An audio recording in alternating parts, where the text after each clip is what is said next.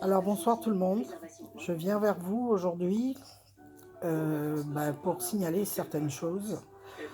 Déjà d'une que j'ai fait une dépression due à un renvoi du Conseil constitutionnel depuis 2016. Le 21 juillet 2016, j'ai eu un accident et depuis, le Conseil constitutionnel devait me renouveler le contrat.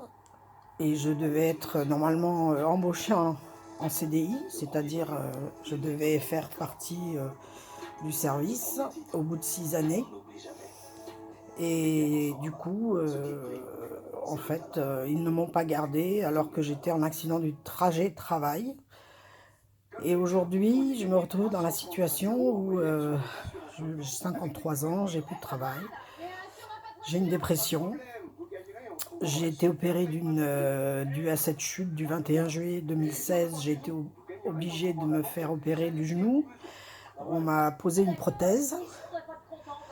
Et lorsque le Conseil constitutionnel m'a renvoyé donc un courrier le 14 octobre, alors que mon contrat se finissait le 30 novembre 2016, au 14 octobre 2016, on m'envoie un courrier en recommandé en disant que à partir de fin novembre, je ne faisais plus partie du service. Voilà, je pense que en plus j'ai pas été la seule puisque ma collègue, nous étions hôtesses d'accueil toutes les deux, chacune avait des horaires décalés et moi, donc ils m'ont pas gardé moi et ensuite pas la personne qui travaille avec moi. Depuis que monsieur Laurent Fabius est rentré au Conseil constitutionnel, moi j'ai fait des courriers, j'ai des contestations par rapport à tout ça. J'ai saisi donc le Conseil constitutionnel, j'ai saisi le tribunal administratif, pardon, pour leur faire comprendre que lorsque j'étais en accident du trajet travail, ils n'avaient pas le droit, ils devaient stopper mon contrat, chose qu'ils n'avaient pas fait et qu'ils ne m'avaient pas prévenu à l'avance. Ils n'étaient pas dans les délais. Voilà, donc aujourd'hui, je fais cette vidéo parce que je trouve que les institutions comme le Conseil constitutionnel, le Conseil d'État, profitent un peu des personnes. Là, dernièrement, je viens d'apprendre qu'au Conseil constitutionnel, à nouveau, j'ai 2 personnes qui ont travaillé avec moi pendant 6 années, dont une pratiquement 10 ans. Au bout de 10 ans, on ne la garde pas. Voilà. Donc je voulais quand même signaler tout ça, parce que je trouve que les personnes de l'État font un peu ce qu'elles veulent. Aujourd'hui, j'essaye de m'en remettre, difficilement. Mais voilà, je voulais quand même faire cette vidéo pour vous dire que j'étais au bout du bout avec un accident, une prothèse au genou, euh, un licenciement, puisque c'est comme un licenciement, c'est une fin de contrat alors que je devais être en CDI et titulaire et du coup je me retrouve sans emploi au Pôle emploi. J'ai une reconnaissance MDPHE. Malgré ça, ils ont quand même fait ce qu'ils ont fait. Ensuite, donc j'ai saisi le Conseil constitutionnel, le service administratif de Paris, qui était pour moi à la base, et en délibéré, du coup, c'était plus moi qui avais raison, c'était le Conseil constitutionnel. À la suite que le Conseil constitutionnel m'a renvoyé donc au 14 octobre, donc en disant qu'au fin novembre, au 30 novembre 2016, je ne faisais plus partie du service. 2 mois et demi, la sécurité sociale, la CPAM, me consolide alors que je n'étais pas consolidée puisque j'ai été opérée de ma prothèse qu'en 2017, septembre. Le 7 septembre exactement 2017. Donc j'ai été opérée et pendant 7 mois, pratiquement 7 à 8 mois, je n'ai pas eu une seule indemnité de la CPAM et ni de nulle part, puisque je ne pouvais pas m'inscrire au chômage à cette époque-là.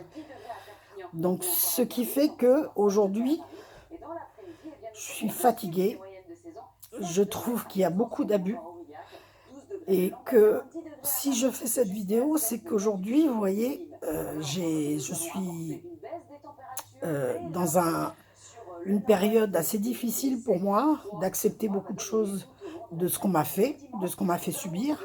Je me retrouve aujourd'hui avec 2 procès sur le dos, donc un parce que j'ai saisi la CPAM, le TAS, ce qu'on appelle le TAS, et que ces procès n'avancent pas. Cela veut dire que depuis 2016, on va dire juillet 2017, pardon, non, de juillet, oui, juillet 2017, j'ai saisi le TAS et qu'aujourd'hui, à la CPAM, je n'ai toujours pas de réponse.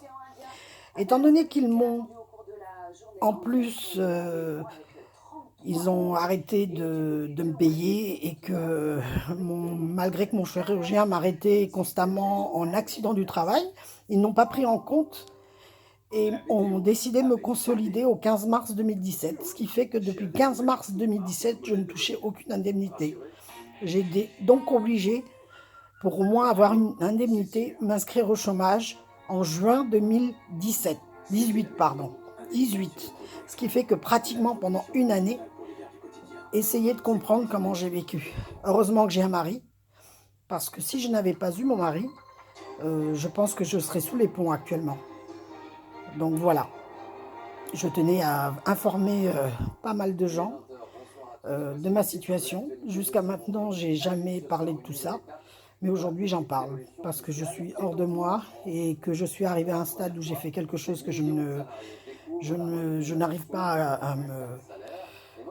Il y a ça et puis il y a tout ce qui s'enchaîne derrière, le mal-être, c'est-à-dire les tribunaux, le fait d'être invalide maintenant, puisque j'ai quand même une prothèse du genou, donc c'est pas rien. Et ça a entraîné d'autres soucis de santé, dont une dépression, et qui a fini par me submerger un petit peu. Donc aujourd'hui, je souhaite dire aux gens qui m'ont fait ça que la roue tourne,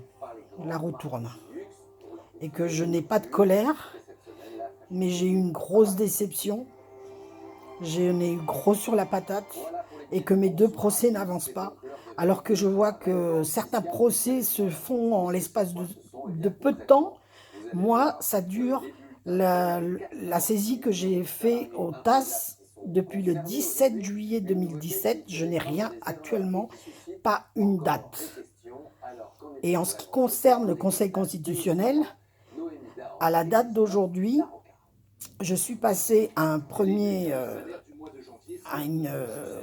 donc à une première confrontation au tribunal administratif.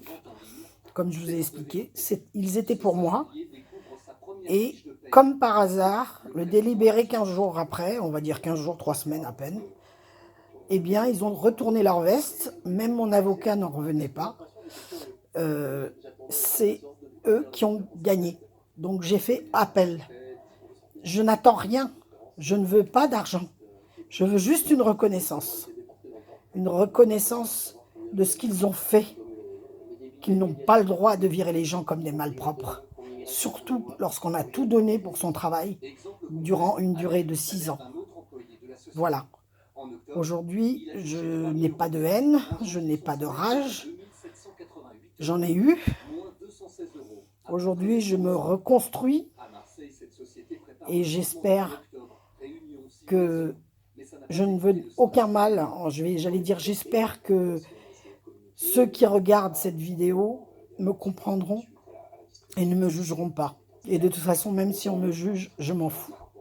Je m'en fous royalement. Voilà. Parce que j'estime qu'on est des êtres humains et qu'on ne jette pas les gens comme ça, surtout quand on a des problèmes de santé, surtout quand il arrive un pépin dans la vie, qu'on a un accident. Et je veux donner un nom d'une personne qui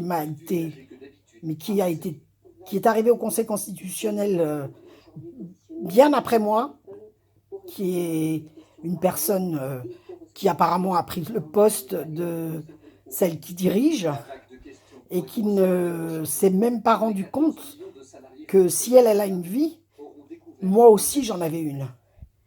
J'ai perdu 600 €. Vous savez ce que c'est? 600 € sur mon salaire.